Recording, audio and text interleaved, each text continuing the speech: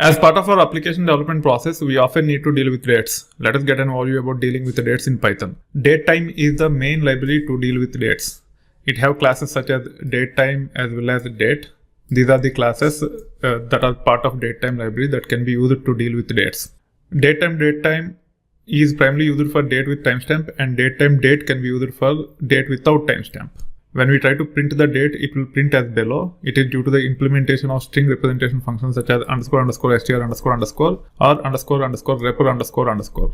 This is how the output will be. So this is year, this is month, this is day, this is hours in 24-hour format, this is minutes, this is seconds, and this is milliseconds. We need to format the date using format string to display the date the way we want.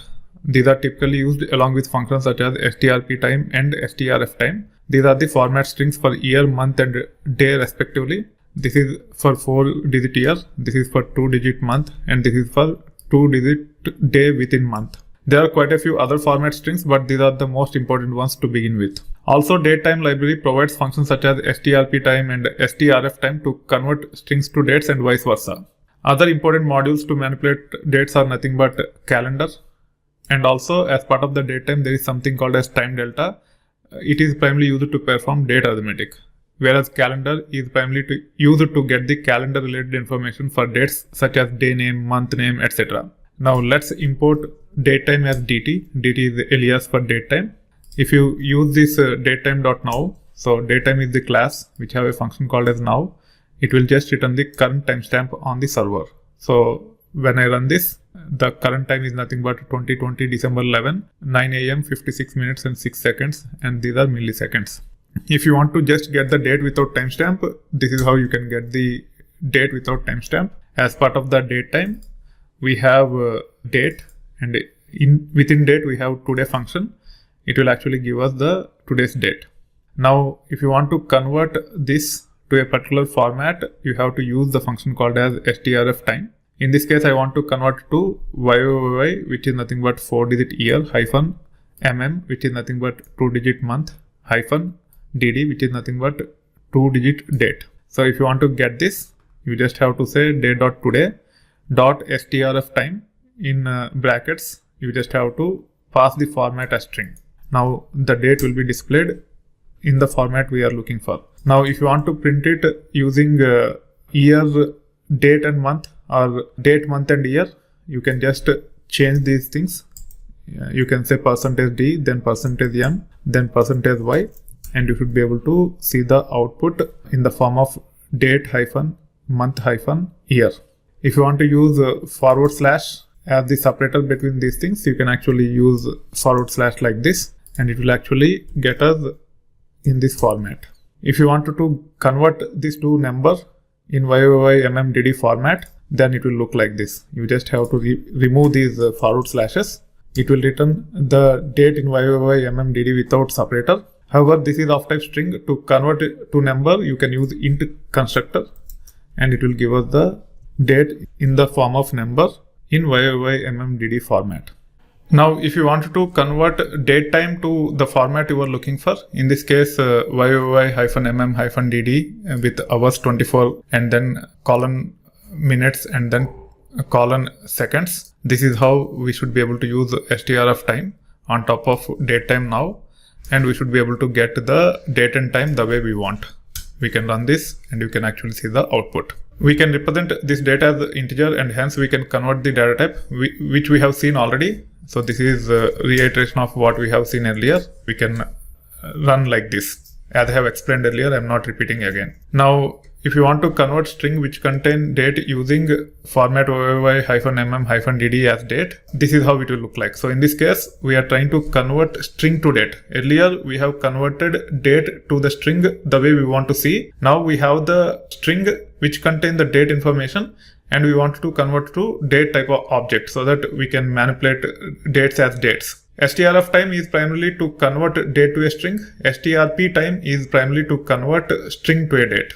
So in this case, as our string contain year first, then hyphen, then month, then hyphen, then day, we have to pass the format strings accordingly.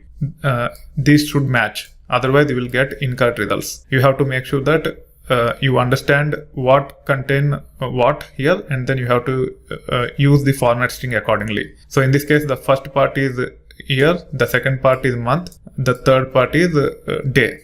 If you misinterpret the first part as year, but the second part as day, and the third part as month, and if you change this, then you will get the results, but it can be incorrect. So you can easily get into the bugs. So make sure you use the format in which the string is supposed to be interpreted, and then pass the format string accordingly. Now you can actually see the output. It have returned the date 2020 October 7th as datetime object. Because we are using strp time, it will by default convert to datetime object. If you wanted to convert to date object without timestamp, then you can invoke date on top of it. Now you can see that it have returned date object. Now let's see how to convert number which contain date using format YYYMMDD as date. strp time expects first argument to be string. So this has to be string. You cannot pass the number. So in this case, if I try to use this without this string function, because we are passing it as integer, it will fail. To overcome this, we have to typecast it to string, and then we have to tell how it should be interpreted so that it can be converted to date. Now you can see that it is typecasted using str function, and this is supposed to be interpreted as 4-digit year, and then 2-digit month, and then 2-digit date, and that's why we have passed this argument like this. Now it should work. Now it have created a datetime object with 2020 October 7th. Now if you have timestamp and if you want to convert to datetime, this is how it will look like. You just have to make sure that the format string is built properly based upon the information we have in the string, and it should work without any issues. You can see the output here, which contain hours, minutes, seconds on top of year, day, as well as month. It's actually year, month, and day. Now we have calendar. Using calendar, we should be able to get what is the day for a given date, and a few other things which are typically calendar type of functionality. I'm just showing one example to get what is the day of today. So to get today's date, in this case I'm importing datetime as dt. So using dt.date.today, we can get the today's date. You can see the output here. Now I can actually say d, and you can see the datetime object output. Now calendar have several functions as well as statements. If you look at day_name, it is nothing but a list which contain all the 7 day names, such as Monday, Tuesday, Wednesday, Thursday, etc. So the first one is Monday, second one is Tuesday, third one is Wednesday, so on and so forth. If you want to review that, what you can do is you can just say list of calendar.day_name, and you can run this. You should be able to see the days that are part of this variable called as day_name within the calendar class. Now we need to ensure that one of the 0 to 6 are passed to this so that we get the corresponding value. Now to get 0 to 6 within a week, calendar have a function called as weekday. You can get the help on weekday like this, calendar.weekday. You can run this. You can see that it takes 3 arguments, year, month, and day, and it will return 0 to 6. Now for today's date, let's say get the year, month, and day. Already we have the d which contains today's date, which have year, month, and day. On top of day object, or on top of date object, which is nothing but d here. So if you actually look at type on d, so let me actually run type on d first. So in this case I'm saying type of d. You can see that it is of type date. It have objects such as year, month, and day within it. You can actually say d.year. You can see that it have returned 2020. Similarly, you can also say d.month. It will return 12. Similarly, you can actually say d.day.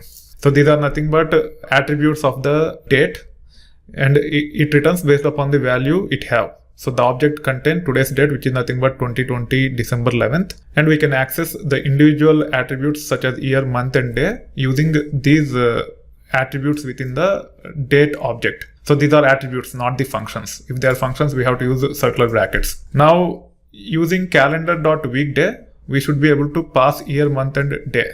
So in this case, I can say calendar.weekday like this. The first one is year, so I can say d.year. The second one is month, third one is day. So I can pass all the 3 information, and we should be able to run. and you can see that it have returned 4. Now if we pass 4 as part of the day name, which is nothing but a list of days, whatever it have as part of 4 index, it will return that, and the index starts with 0. So if it is 0, it will be Monday. If it is 1, it will be Tuesday, so on and so forth. For 4, it will be Friday. Now we should be able to pass this like this. So as part of calendar.dayname, I am passing whatever weekday we got for today's date, which is nothing but 4, and we can run this and we can get the today's day, which is nothing but Friday. This is how you should be able to leverage calendar and start extracting the information such as month name, day names, and so forth. So make sure that you spend enough time to understand some of the basic functionality related to calendar as well, because we have to use that quite a bit. For example, if you want to validate whether a given day is a weekend day, which is nothing but Saturday or Sunday, in those scenarios we have to use this calendar.dayname, and calendar.dayname doesn't give it directly. We have to pass the information in a particular way to get the day. First, we have to get what is the day within the week using the weekday function. For weekday, we have to pass year, month, and day, and then we'll get what is the weekday. We have to pass that to get the day name. So you need to understand this flow, and you have to use these functions or statements or attributes and get the information you are looking for. Spend enough time to understand some of the basic functions with respect to date time, and also calendar, and be prepared to solve a bit complex problems based upon your requirements.